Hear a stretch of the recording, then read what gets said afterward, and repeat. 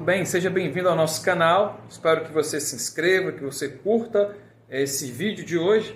E na oportunidade nós vamos discutir hoje sobre a teologia da livre graça. Você já ouviu falar sobre isso? O que essa teologia defende? Ela tem embasamento bíblico? Será que a sua igreja ela coloca em prática a teologia da livre graça? E afinal de contas, ela é saudável para a nossa espiritualidade? Nós vamos falar sobre isso de forma rápida e resumida no nosso encontro de hoje. Vamos lá! Então vamos falar aqui de forma resumida e pontual e também de forma introdutória sobre a teologia da livre graça. Essa teologia, essa linha de pensamento teológico, ela surgiu lá nos Estados Unidos através das pesquisas e da linha de pensamento de um teólogo estudioso do Novo Testamento chamado de Zane Hodge. Zane Hodge acreditava que as pessoas poderiam aceitar a Jesus como Salvador, mas não como Senhor. Então, essa pesquisa, essa linha de pensamento surgida lá no Seminário de Teologia no Dallas, ela começou a se expandir e tem crescido também no meio evangélico a nível Brasil, a nível mundo, sobretudo nos Estados Unidos. Então, essa teologia duramente combatida pela teologia histórica protestante, a teologia da Reforma, a teologia que refuta as bases fundamentais da livre graça. Essa teologia mais histórica tem argumentos bíblicos muito contundentes contra a ideologia da livre graça. A teologia da livre graça ela tem um evangelho enfraquecido, sobretudo porque são orientados as pessoas que assim fazem parte e adeptas da teologia da livre graça a não fazerem exortações contra o pecado. Como assim? Os pregadores não devem ser incisivos em instigar as pessoas, em exortar as pessoas em relação à sua vida pecaminosa, em relação aos seus pecados. Isso é muito curioso, porque nós temos inúmeras passagens na Bíblia que o próprio Cristo fazia esse tipo de procedimento, quando falou em alguns momentos: vá e não peques mais. Temos várias passagens em que a Bíblia, sobretudo as passagens neotestamentárias, nos chamam ao desafio de ter uma vida separada, uma vida santa. Então, a teologia da livre graça, ela desconsidera a essência do que está escrito lá em 1 João 3,6. Quem afirma estar nele, também deve andar como ele andou. Então, há uma refutação bíblica considerável que não abre margem para outros precedentes contra a teologia da livre graça. A teologia da livre graça acredita que você, no quesito arrependimento, deve mudar apenas o seu pensamento e deixa de lado a questão das obras. Mas como assim? Se a própria Bíblia nos chama a atenção e a responsabilidade de termos uma fé que é visivelmente legitimada nas obras.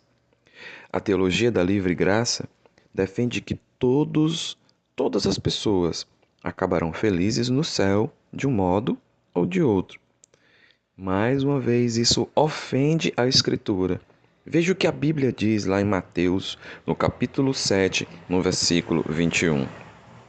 Nem todo que diz Senhor, Senhor entrará nos céus, mas aquele que faz a vontade de meu Pai.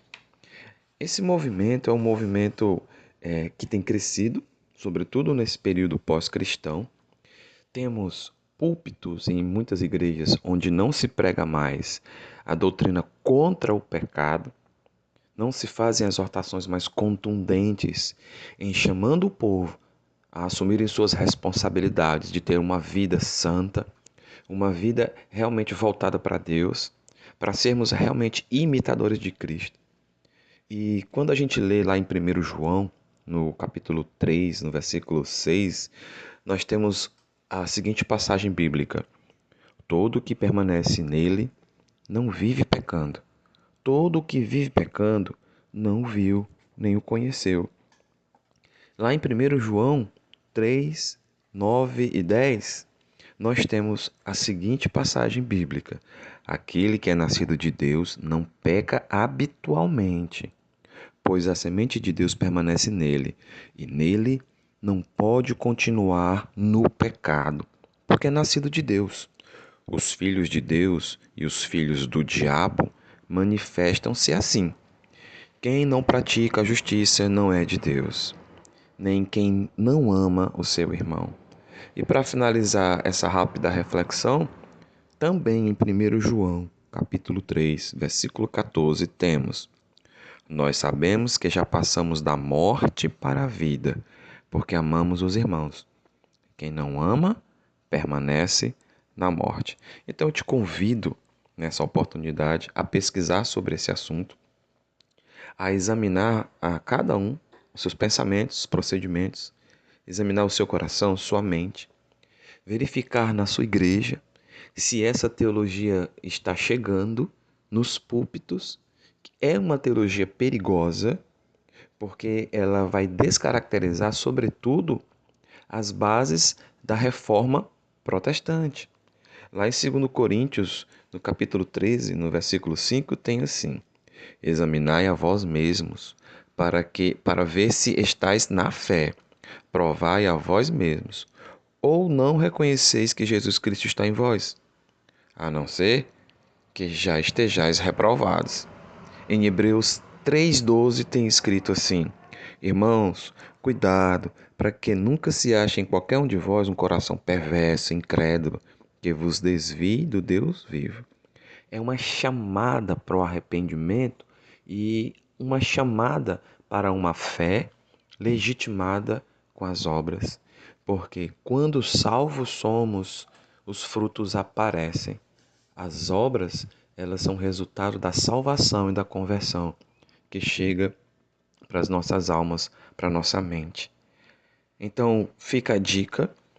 Existe um livro muito bom que pode te ajudar na sua pesquisa, chamado de Teologia da Livre Graça, escrito por Wayne Grudem.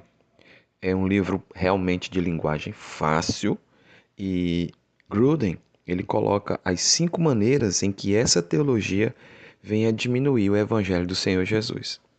Agradeço aí por você me escutar.